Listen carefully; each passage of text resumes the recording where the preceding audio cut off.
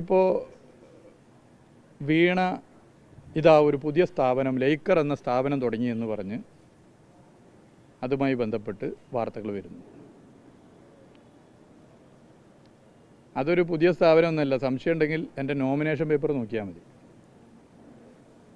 എന്തെങ്കിലും ഒളിച്ചു വെച്ച് തുടങ്ങിയ ഒരു സ്ഥാപനമല്ല, പരസ്യപ്പെടുത്തിയാണ് നോമിനേഷനിൽ എഴുതിയ സ്ഥാപനമാണ്. വീണ എന്ന് പറഞ്ഞാൽ ഒരു സ്വതന്ത്ര വ്യക്തിയാണ്. അവർ ഒരു ബിസിനസ് നടത്തരുത് എന്ന് ഭരണഘടനാപരമായി ആർക്കും പറയാൻ പറ്റില്ല. പിന്നെ അവരുടെ കുടുംബ പശ്ചാത്തലത്തിൻ്റെ ഭാഗമായി സർക്കാരിനെ സ്വാധീനിച്ചോ മറ്റു സ്വാധീനങ്ങളിലൂടെയോ ബിസിനസ് നടത്തുന്നതാണ് തെറ്റ്. അതും ഈ സ്ഥാപനവുമായി ബന്ധപ്പെട്ട് പരിശോധിക്കാവുന്നതാണ്. ഒരുപാട് അസംബന്ധങ്ങളും അടിസ്ഥാനരഹിതമായ കാര്യങ്ങൾ ഇതുമായി ബന്ധപ്പെട്ട് പ്രചരിപ്പിച്ചു. ഞാൻ അതിന് ഓരോന്നിനും മറുപടി പറയാൻ ആഗ്രഹിക്കുന്നില്ല. രാഷ്ട്രീയമായും നിയമപരമായും ഇത്തരം കാര്യങ്ങളെ നേരിടാൻ തീരുമാനിച്ചിരിക്കുക. നിയമപരമായി നേരിടാൻ തീരുമാനിച്ചുകൊണ്ട് തന്നെ ഓരോ ഇപ്പോൾ വന്നിട്ടുള്ള കാര്യങ്ങൾക്കും ഞാനിപ്പോൾ ഇവിടെ മറുപടി പറഞ്ഞില്ല, നിയമപരമായി തന്നെ മറുപടി പറയാം. ഇതിൽ വളരെ മാന്യമായും നിയമപരമായും ദീർഘകാലമായി ബിസിനസ് ചെയ്യുന്ന എൻ്റെ സുഹൃത്തുക്കൾ, കോളേജ് കാലം മുതലുള്ള എൻ്റെ സുഹൃത്തുക്കളെ ഇവിടെ രാവിലെ മുതൽ രാത്രി വരെ ഈ റെയ്ഡിൻ്റെ ഭാഗമായി ചോദ്യം ചെയ്തിരിക്കുകയാണ്. നിയമപരമായും മാന്യമായിട്ടാണ്. അവരെ പറ്റി നിങ്ങൾക്കൊക്കെ അന്വേഷിച്ചറിയും. കോഴിക്കോട് ദീർഘകാലമായി ബിസിനസ് ചെയ്യുന്നവരാണ് അവർ. അപ്പോൾ ഈ ഇന്നലെ ED കയറിയ വീട്ടിലെ ആളുകളുടെ ബന്ധം അതോട് ഇന്നോടുകൂടി അവസാനിക്കുന്നില്ല. അത് ജീവിതകാലം മുഴുവനുള്ള ബന്ധങ്ങളാണ്. അതുപോലെ പല ബന്ധങ്ങളും നമുക്കൊക്കെ ഉണ്ടാവും, നിങ്ങൾക്കും ഉണ്ടാവും, എല്ലാ മനുഷ്യർക്കും ഉണ്ടാവും. അപ്പോൾ ഈ വിഷയം രാഷ്ട്രീയമായി നേരിടാൻ തന്നെയാണ് പാർട്ടി തീരുമാനിച്ചിട്ടുള്ളത്. ഞാനും ഇതുകൊണ്ടാകെ ഭയപ്പെട്ട് ഓടാനൊന്നും തീരുമാനിച്ചിട്ടില്ല. അങ്ങനെയുണ്ട് ചില MLA മാർ കൈപ്പത്തിയിലും മറ്റുമൊക്കെ ജയിച്ചിട്ട് ED-നെ പേടിച്ച് BJP ആയവർ. BJP ഉയർത്തുന്ന അപകടകരമായ രാഷ്ട്രീയത്തെ ഇന്നലെ എതിർത്ത പോലെ ഇന്ന് എതിർക്കുന്ന പോലെ നാളെ എതിർക്കും. അത് തല പോയാലും അതിനെതിരെ ഫൈറ്റ് ചെയ്യും. അതിനെ എന്തെങ്കിലും കാണിച്ച് ആരെയും പറഞ്ഞ് പേടിപ്പിച്ചാൽ അങ്ങനെ പേടിച്ചു പോകുന്നവരല്ല ഞങ്ങൾ എന്നുള്ളത് ചൂണ്ടിക്കാട്ടാൻ ആഗ്രഹിക്കുന്നു. ഇതുമായി ബന്ധപ്പെട്ട് ഒരുപാട് അസംബന്ധങ്ങൾ വാർത്തകളൊക്കെ വരുന്നു. ഞാൻ അതിന് നിയമപരമായി നേരിടുന്നതുകൊണ്ട് മറുപടി പറയേണ്ടതില്ല എന്നാണ് പൊതുവേ ഞാൻ നിയമവിദഗ്ധരുമായിട്ടും കൂടി ആലോചിച്ചപ്പോൾ, കാരണം അത് പറയേണ്ട ഘട്ടങ്ങളിൽ പറയാം, ആലോചിച്ചപ്പോൾ പൊതുവേ എനിക്ക് തോന്നിയത്.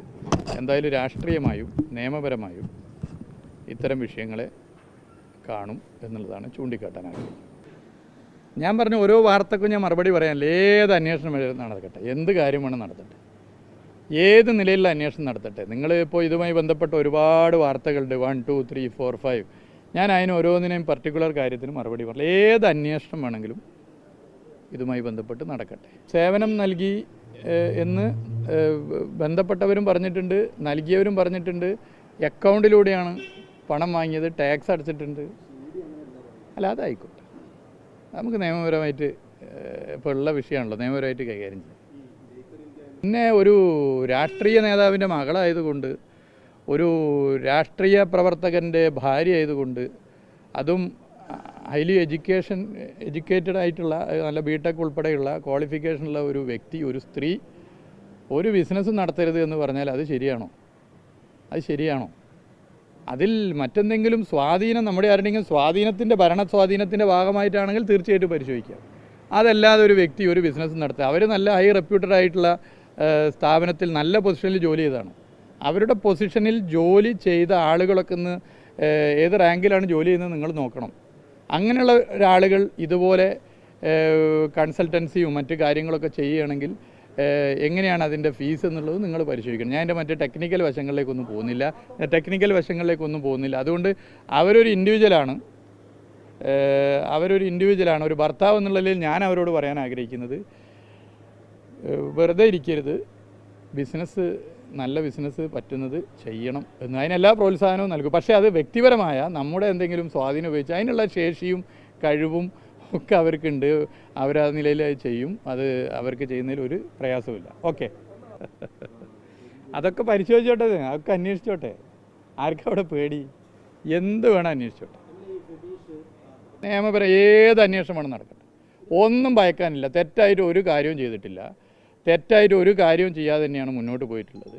ഇ ഡിയെക്കുറിച്ച് പൊതുവേ നിങ്ങൾക്കൊക്കെ അഭിപ്രായങ്ങളുണ്ടാവും, നിങ്ങൾക്ക് പറയാനും ഒക്കെ മടിയുണ്ടാവും, അഭിപ്രായം ഉണ്ടാവും. ഇ ഡി കേസുകളുടെ എണ്ണം, ഇ ഡി കേസുകളുടെ കൺവിക്ഷൻ റേറ്റ്, ഇ ഡി കേസുകൾ ഇപ്പോൾ ബി ജെ പിയുമായി ബന്ധപ്പെട്ട പല ഗൗരവമുള്ള കേസുകൾ അന്വേഷിക്കാത്ത പ്രശ്നം, ഈ കേരളത്തിൻ്റെ പല ഭാഗത്തും പലർക്കും ഉണ്ടായിട്ടുള്ള കൈപ്പേറിയ അനുഭവങ്ങൾ, ഇതൊക്കെയുണ്ട്. അപ്പോൾ ഇതിനെ ചാലഞ്ച് ചെയ്തുകൊണ്ട് നിയമപരമായി നേരിടാനാണ് തീരുമാനിച്ചത്. നിയമപരമായി നേരിടും.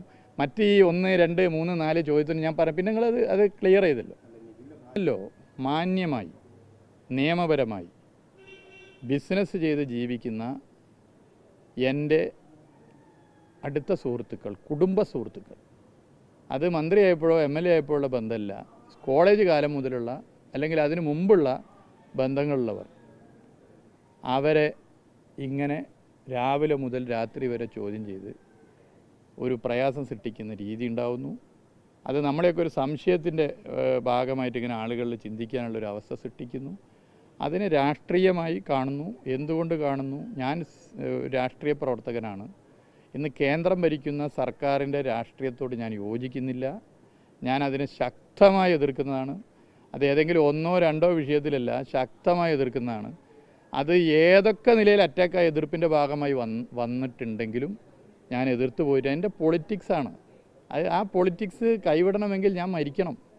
അതെൻ്റെ പൊളിറ്റിക്സാണ്. ആ പൊളിറ്റിക്സ് ഞാൻ തുടരും. ആ പൊളിറ്റിക്സ് തുടരുന്നതിൻ്റെ ഭാഗമായി ഏത് നിലയിലുള്ള ഇത്തരം കാര്യങ്ങൾ വന്നാലും കൂറുമാറി ബി ജെ പിയിലേക്ക് കോൺഗ്രസിൻ്റെയോ അല്ലെങ്കിൽ മറ്റുള്ളവർ പോകുന്ന പോലെ പോവില്ല. തല അറക്കുന്നത് വരെ ഈ പാർട്ടിക്കകത്ത് സാധാരണ മനുഷ്യർക്ക് വേണ്ടി, നാട്ടിലെ ജനങ്ങൾക്ക് വേണ്ടി പൊരുതും, പോരാടും, നിലപാടുകൾ നിർഭയം പറയും. എവിടേക്ക് വേണം മാറിക്കോട്ടെ. അതിലൊന്നും പേടിച്ചു പോകുന്ന ആളുകളില്ല. നമ്മൾ എങ്ങോട്ട് വേണം ഫോക്കസ് മാറിക്കോട്ടെ, അതൊന്നും പ്രശ്നമില്ല. ഒന്നും ഭയക്കാനില്ല, ഒരു കാര്യവും ഭയക്കാനില്ല.